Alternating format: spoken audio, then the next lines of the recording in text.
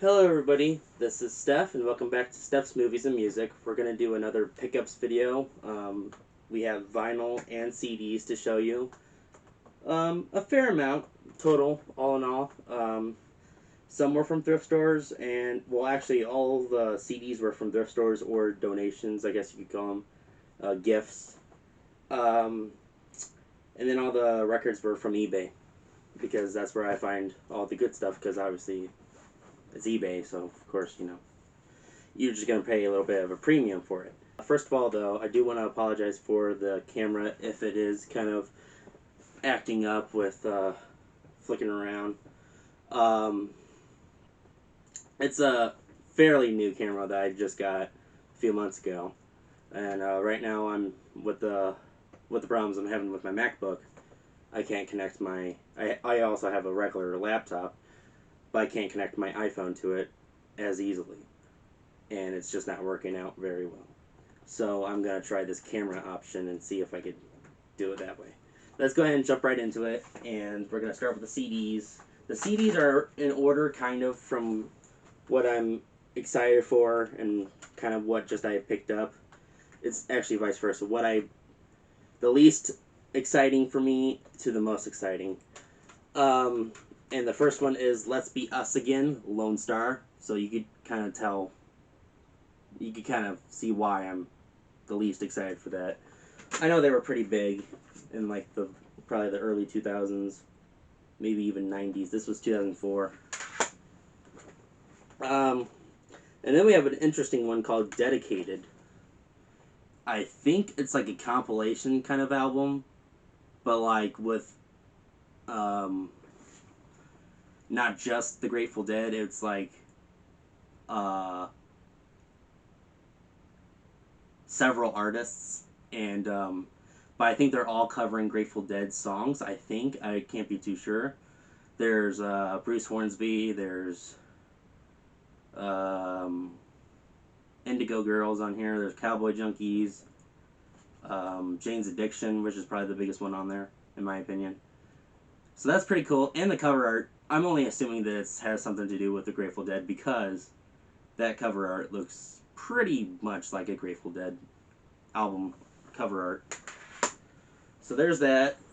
And then the next CD is a definitive Rod Stewart compilation album.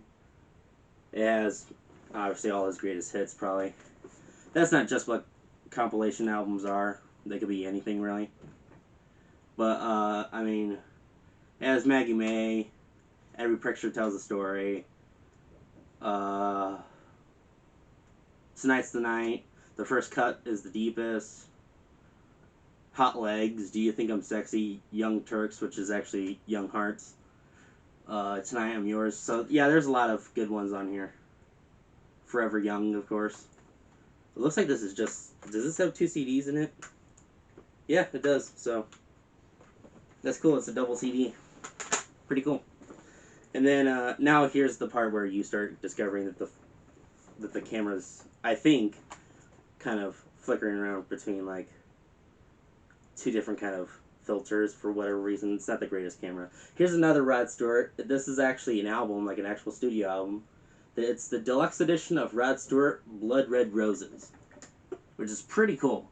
I found that at a thrift store for a couple bucks. Yeah, this is his latest album from 2018, and I think I might review it at some point. I haven't listened to it at all yet, but I think I might give it a chance.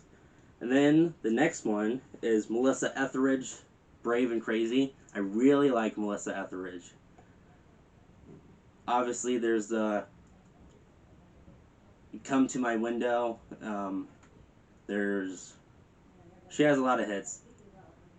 And she's just a badass. I mean, she was kind of a rebel for her time, I think, because she used one of her albums to kind of like come out and say that she's a lesbian, which is really cool. That she did that. It's brave and crazy of her to do. So I think that album was Yes I Am. I'm not sure if it was Yes I Am Melissa Etheridge or if it was just Yes I Am. But that was a great album. That's the one with Come to My Window on it. So, but this is not that one. This one is Brave and Crazy, Melissa Etheridge. I have not listened to it yet, but I will, definitely. And then the next one I like because it's the Cranberries, which were huge. And this one is their first album. Everybody else is doing it, so why can't we? And it's called, or no, that's what it's called. And it has Dreams on it, as well as Linger, which are two very big hits from the Cranberries. And then I think the next one is called, the next album after this is No Need to Argue or something like that. Is that what, I think that's what it's called. And that one has Zombie on it, which is, of course, their biggest hit. But anyway, this was still a pretty big album, too. And that's all for the CDs. So, now we're going to go to the vinyl records. We'll start with what I have on my shirt, if you can't tell. This is Heart. And this is their self-titled album, not their debut. They've been around for, I think, like 10 years before this, if not longer. But, self-titled album, their biggest album, released in 1985 on Capitol, I think. Yep, Capitol Records. And this is probably my favorite 80s Heart album, I guess, yeah. Or one of them, at least. They achieved a lot of success in the 80s, just like they did in the 70s, but in the very early 80s, they started to kind of die off because, for whatever reason, I guess they just weren't relevant anymore because they just, they were writing their own songs, and they were all solid songs, but people weren't going for that anymore because people liked the synth rock and new wave was coming out, and so that they kind of incorporated that into this, and they had to resort to performing and singing other people's songs, not covers, but like hiring or getting to perform other song, not writing their own songs is what I'm saying. They weren't writing their own songs as much in the 80s, which they didn't like. I saw that in an interview. But anyway, I'm just rambling on and on. This is Heart, self-titled. It has What About Love, Never, These Dreams, If Looks Could Kill, Nothing at All. This is a really good album.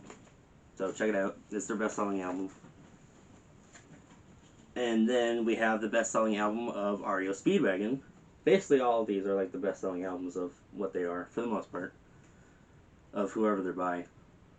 This is REO Speedwagon, High Infidelity. This is actually a Diamond certified album. And the two big ones, I'm sure there's more, but the two really big ones on here is Keep On Loving You and Take It On The Run. I'm pretty sure there's a couple other singles that came from this album that were really good. Pretty sure. But this is a good album. I haven't actually popped it on the turntable yet because I already know what's on it. But it's still a really good album. Check that one out. Most of these, I mean, I get a lot of the big stuff. I don't really get a whole lot of obscure stuff. Not too much anyway. But, and going with that, I actually got Stevie Nicks' first studio album, which is her best-selling one. And this is Belladonna, which I would say has Belladonna, and also Stop Dragging My Heart Around with Tom Petty, as well as Edge of 17 and Leather and Lace with Don Henley. And yeah, I mean, there's some really good songs in here. All three of these albums are great, and the next two are too. But yeah, I really like this one too. That's why I got it. I don't know how much I paid for every one of them, but I know this one was probably like $10, and it was, or it is, my first Journey record, which is Frontiers, and it has Separate Ways on it, as well as Send Her My Love, and Faithfully is probably the biggest one on here. So yeah, like I said, most Journey albums are great anyway. I mean, I know their earlier stuff didn't really sell, but I'm sure there's some hidden gems on there as well. I actually was very tempted to buy some, but then I decided just to go with the bigger stuff first. So therefore, it's not like somebody comes over and like, man, you have the lamest Journey album, and that's all you have. Like, you know. Anyway, and then the last, I saved probably the best for last, and that is Ozzy Osbourne, Blizzard of Oz. So my Ozzy Osbourne Ordinary Man album review that I did last year, I stated that that was the only album that I have was the newest one. But now that is no longer accurate because I believe this is his second one, if not his first one. It's either Diary of a Madman that was the first one, or this one, Blizzard of Oz, that was the first one. But whichever one was the first one, the other one was the second one. You got what I'm saying? So, and then I think the third one was Bark at the Moon. But anyway, and that one's kind of expensive, but I will get it eventually. But this one is great. Obviously, it has a bunch of great songs on it. Crazy Train, Goodbye to Romance, Suicide Solution, Mr. Crowley, No Bone Movies. Bunch of great songs on here. And looks like there's only 9 tracks, which was kind of the regular back then. This is 1981. So anyway, that is all. So I'm gonna go ahead and end this episode of monthly pickups. And I hope you enjoyed, and I hope you stay tuned for what I have planned next. Whenever I do get my laptop up and running again. So yeah, thank you guys for watching, and I'll see you guys later. See ya.